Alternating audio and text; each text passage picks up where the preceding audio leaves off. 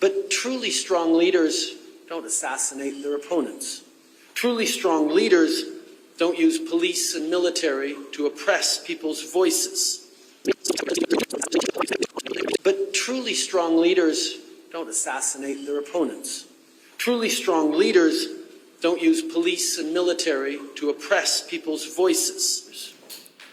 The federal government has invoked the Emergencies Act to supplement provincial and territorial capacity to address the blockades and occupations. I want to be very clear. The scope of these measures will be time-limited, geographically targeted, as well as reasonable and proportionate to the threats they are meant to address. The Emergencies Act will be used to strengthen and support law enforcement agencies at all levels across the country. This is about keeping Canadians safe, protecting What's happening here? Wow, what is this lady doing? Trampling horses, Stop it! Act to call in the military. We're not suspending fundamental rights or overriding the Charter of Rights and Freedoms.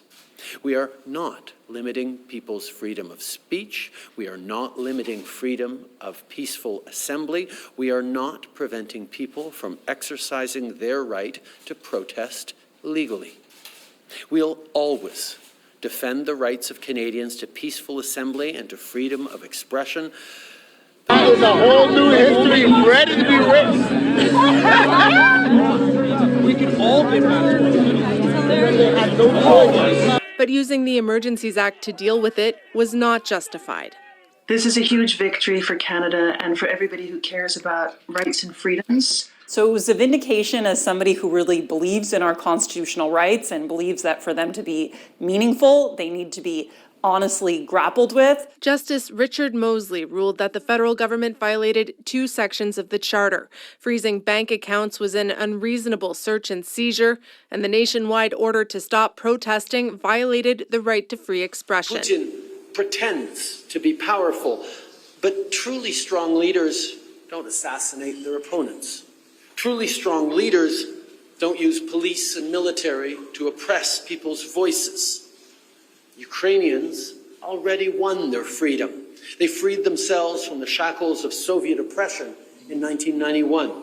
They fought back against Putin's attempt to control their country in the Maidan revolution a decade ago.